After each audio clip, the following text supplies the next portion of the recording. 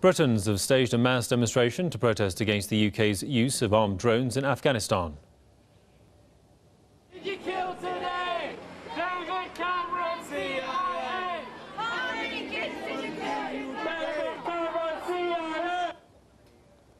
Protesters have marched on an airbase in Lincolnshire County in the east of England. According to the Royal Air Force, the military base was used for the first time this week to control drone flights for Afghanistan missions.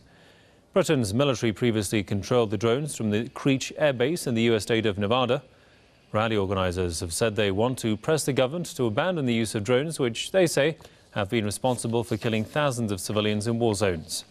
They said the deadly drones have become indiscriminate weapons in the hands of politicians to launch military interventions in other countries.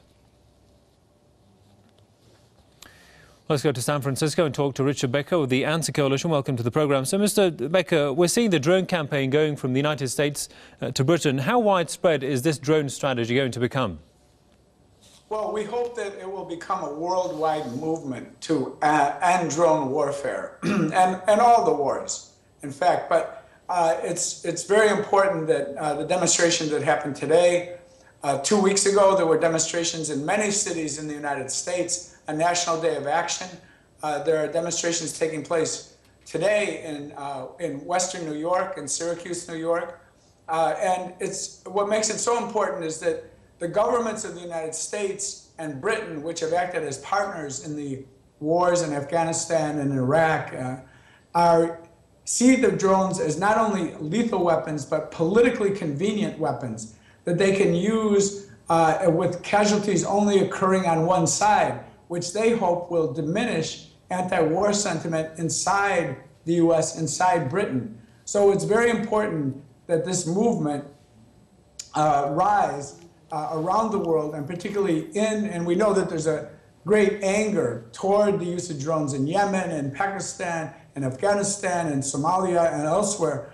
But it's very important that the movement develop, an anti-war movement develop this wing that is particularly focused on opposing drones and the massive civilian casualties that they are inflicting on people in Pakistan, in Afghanistan, and in other countries. And you said it can be used as a political weapon. What do you exactly mean by the drones being a political weapon?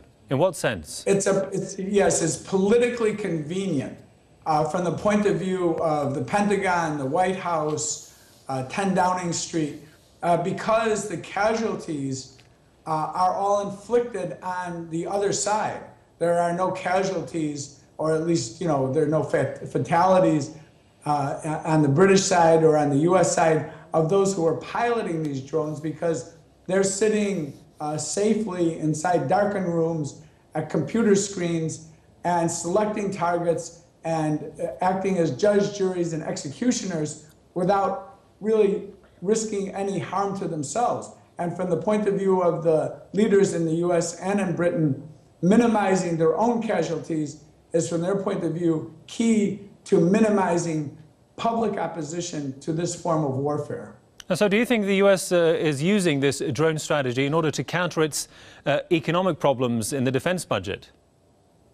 I think that they're using it for that reason, and also to minimize, they hope to minimize anti-war sentiment and opposition to their wars that they are continuing in different forms.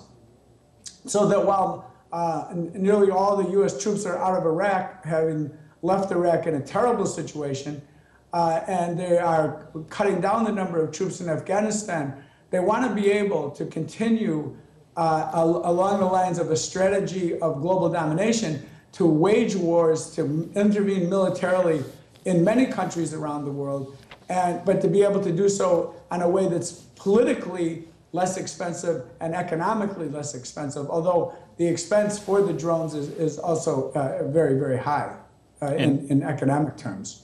Indeed. Well, we'll have to leave it there for the time being. Many thanks to Richard Becker with the A.N.S.W.E.R coalition from San Francisco. Thanks for your time there, sir.